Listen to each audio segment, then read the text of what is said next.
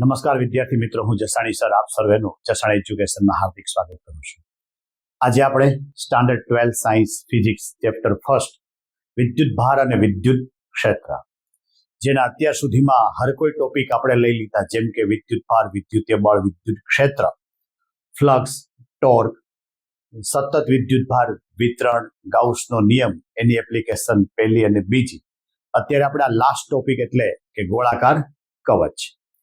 આપણી જે સિસ્ટમ છે, થીમ છે, એવી રીતે છે કે જે તે વિભાગનો લેક્ચર કહેતા વિડીયો બને, જેની અંદર થિયરી, સ્વાધ્યાયના એક્ઝામ્પલ, ઉદાહરણના એક્ઝામ્પલ અને એને લગતા એમસીક્યુ, એટલે એક જ વિડીયોની અંદર એ જે તે ટોપિક સંપૂર્ણ વિદ્યાર્થીને મળી શકે.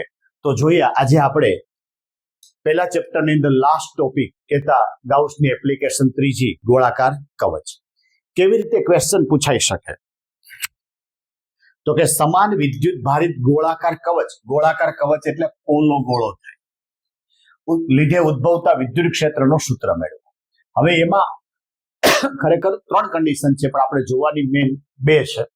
એક, ગોળાકાર કવચની બહારના બિંદુએ. હવે મેં અહીંયા આકૃતિ બતાવી છે. આકૃતિમાં આ જે ભાગ છે એ ખરેખર ગોળાકાર કવચ છે, જેની ત્રિજ્યા r છે, વિદ્યુત ભાર q છે, અને એમ કહેવાય કે એની ઘનતા સિગ્મા છે. એટલે મેં એ બતાવ્યું કે આકૃતિમાં દર્શાવ્યા મુજબ r ત્રિજ્યાની પાતળી ગોળાકાર કવચ પર વિદ્યુત ઘનતા સિગ્મા છે અને વિદ્યુત ભાર q છે.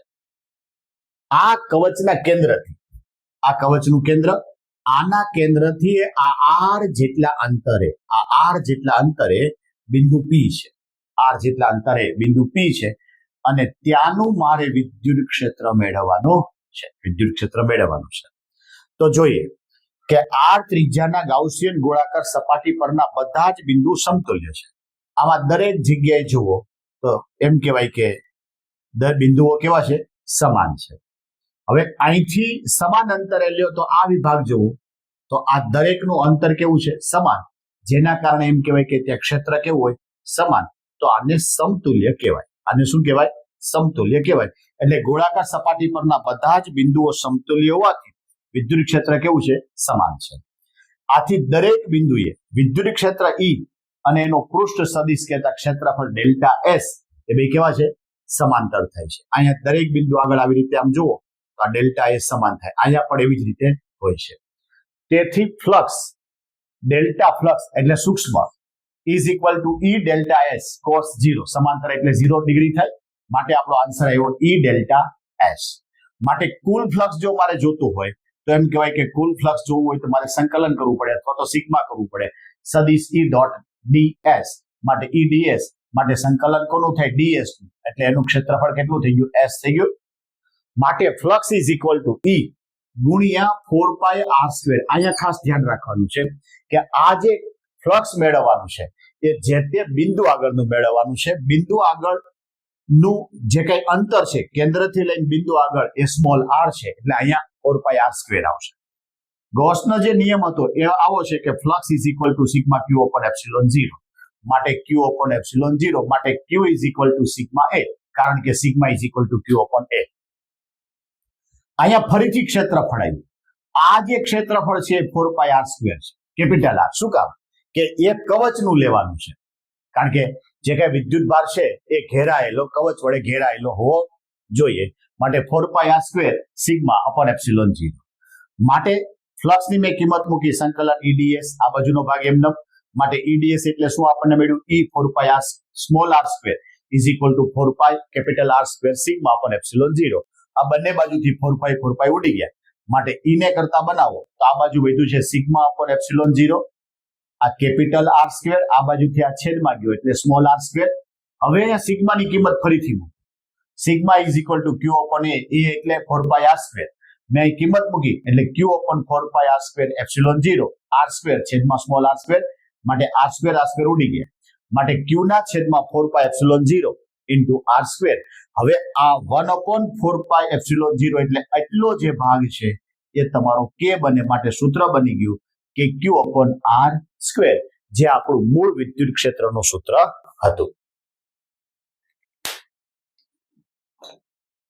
જો જે આનો બીજો ભાગ કે ગોળાકાર કવચના અંદરના બિંદુએ પહેલી વાર હતું એ ક્યાં હતું? બહાર. મેં આર ત્રિજ્યાનું કવચ લીધું જેની પૃષ્ઠ ઘનતા સિગ્મા, વિદ્યુતભાર ક્યુ. હવે અહીંયા કવચની અંદર એટલે આ આર જેટલા અંતરે બિંદુ પી છે, તો ત્યાં મારે ક્ષેત્ર શોધવાનું છે. એટલે મેં લખ્યું કે કવચની અંદર કેન્દ્રથી આર અંતરે બિંદુ પી વિદ્યુત ક્ષેત્ર શોધવું છે. પી બિંદુ આગળ મારે વિદ્યુત ક્ષેત્ર શોધવું છે. આર ત્રિજ્યાની ગોળાકાર ગાઉસિયન સપાટી લેતા તેમાં ઘેરાતો વિદ્યુતભાર, આ જે સ્મોલ આર ત્રિજ્યા છે એનું ગાઉસિયન પૃષ્ઠ જો વિચારું તો એના વડે વિદ્યુતભાર શૂન્ય, કારણ કે કવચની અંદર વિદ્યુતભાર છે નહીં, માટે વિદ્યુતભાર શૂન્ય. માટે ગૌસના નિયમ અનુસાર flux is equal to sigma Q upon epsilon 0. માટે કુલ જે વિદ્યુતભાર છે કેવો થઈ જાય? શૂન્ય. જેના કારણે એમ કહેવાય કે વિદ્યુત ક્ષેત્ર શૂન્ય. આવી રીતે વિદ્યુત ભારિત કવચના લીધે કવચની અંદર બધા બિંદુએ વિદ્યુત ક્ષેત્ર કેવું હોય છે? શૂન્ય હોય છે. સપાટી પર કેવું હોય છે? મહત્તમ હોય છે. સપાટી પર કેવું હોય છે? મહત્તમ હોય છે. તો એનું સૂત્ર આમ થાય E બરાબર કે ક્યુ અપોન આર સ્ક્વેર. શું કામ? જ્યાં સ્મોલ આર છે ત્યાં કેપિટલ આર થઈ જાય. આનો જે ગ્રાફ છે એ ગ્રાફ આવો થાય. આવી રીતે આમ વિચારો તો આ સપાટી થઈ. સપાટી અંદરના વિસ્તારમાં શૂન્ય એટલે કાંઈ ના આવે. અહીંયા મહત્તમ, ત્યાંથી ધીમે ધીમે ધીમે ધીમે કરતા આ રીતે ઘટતો જાય. જોજી, આને લગતા બે એક્ઝામ્પલ છે, બે સ્વાધ્યાયના છે. 10 સેન્ટીમીટર ત્રિજ્યાના એક વાહક ગોળા પર અજ્ઞાત વિદ્યુતભાર છે. 10 સેન્ટીમીટરનો વાહક ગોળો, એના પર અજ્ઞાત. ગોળાના કેન્દ્રથી 20 સેન્ટીમીટર દૂર ના બિંદુએ વિદ્યુત ક્ષેત્ર -1.5 × 10⁻⁵. એનો મતલબ એ થયો કે માઇનસ છે એટલે અજ્ઞાત જે વિદ્યુતભાર છે ઋણ હશે. ત્રિજ્યાવર્તી દિશામાં અંદરની તરફ હોય છે. તો ગોળા પરનો કુલ વિદ્યુતભાર શોધવાનો. મારી પાસે ગોળાની ત્રિજ્યા 10 આપી છે એટલે 10 × 10⁻². ગોળાના કેન્દ્રથી 20 સેન્ટીમીટર એટલે 20 × 10⁻². ક્ષેત્ર આપ્યું છે 1.5 × 10⁵ ન્યૂટન પર કુલમ અને કે ની કિંમત આપી છે 9 × 10⁹ SI. વાહક ગોળાના કેન્દ્રથી r જેટલા અંતરે E બરાબર કે ક્યુ અપોન આર સ્ક્વેર. મારે ક્યુ શોધવો છે તો ક્યુ બરાબર ER સ્ક્વેર અપોન કે. માટે -1.5 × 10⁵, 20 × 10⁻² એનો હોલ સ્ક્વેર છેદમાં 9 × 10⁹. માટે -6.67 × 10⁻⁹. માટે -6.67 નેનો કુલમ. આ એક્ઝામ્પલ એમ કહેવાય કે 2 થી 3 માર્કમાં પૂછી શકે. તો એના માટે એક તો આ સૂત્ર, બીજું કેપિટલ આર લેવો કે સ્મોલ આર લેવો, તો કે હંમેશા ગોળાની ત્રિજ્યા કરતા પછીનું જે કઈ માપ છે એ આપણે ધ્યાનમાં લેવામાં આવે છે. આવી જ રીતે બીજો એક્ઝામ્પલ છે કે 2.4 મીટર વ્યાસ ધરાવતો એક સમાન વિદ્યુત ભારિત ગોળા પર વિદ્યુત ભારની પૃષ્ઠ ઘનતા 80 માઇક્રોકુલમ પર મીટર સ્ક્વેર છે. તો પેલું છે ગોળા પરનો વિદ્યુત ભાર કેટલો હોય. મને વ્યાસ આપ્યો છે d 2.4, તો એની ત્રિજ્યા થાય d/2, 2.4 ના ભાગ્યા 2 માટે 1.2. સિગ્મા એટલે કે પૃષ્ઠ ઘનતા આપી છે 80 માઇક્રો એટલે 10⁻⁶, માટે 80 × 10⁻⁶ કુલમ પર મીટર સ્ક્વેર. મારી પાસે પૃષ્ઠ ઘનતા સિગ્મા બરાબર ક્યુ અપોન a, આ સૂત્ર યાદ રાખવાનું. a એટલે ક્ષેત્રફળ 4πr². ક્યુ ને કરતા બનાવું તો ક્યુ બરાબર સિગ્મા × 4πr². માટે 80 × 10⁻⁶, 4 પાઈ એટલે 3.14 અને 1.2 નો વર્ગ. માટે 1.45 × 10⁻³ કુલમ. આ પહેલો આન્સર. આ 2 માર્કમાં પૂછી શકે. બીજું છે ગોળા પરથી બહાર જતું ફ્લક્સ, તો કે ફ્લક્સ ઇઝ ઇક્વલ ટુ ક્યુ ના છેદમાં એપ્સિલોન 0. માટે 1.5 × 10⁻³ છેદમાં 8.854 × 10⁻12.